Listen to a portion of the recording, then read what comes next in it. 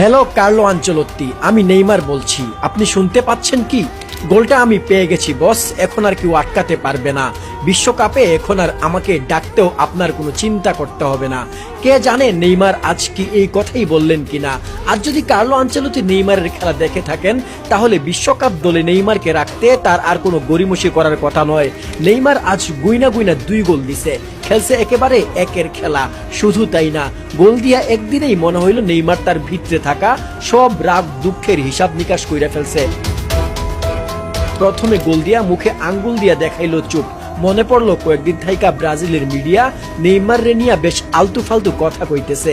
Even Brazil মিডিয়ার একটা বড় অংশ নেইমারের জাতীয় দলের হয়ে আর দেখতেই চায় না।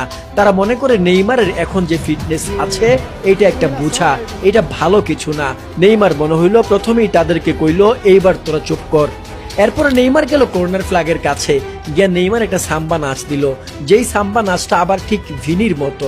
এই কাজ করে আবার সে ভিনিরও জানায় দিল, ছোট ভাই প্যারা নাই, বড় ভাই আছি সাথে, টেনশন কইরো না।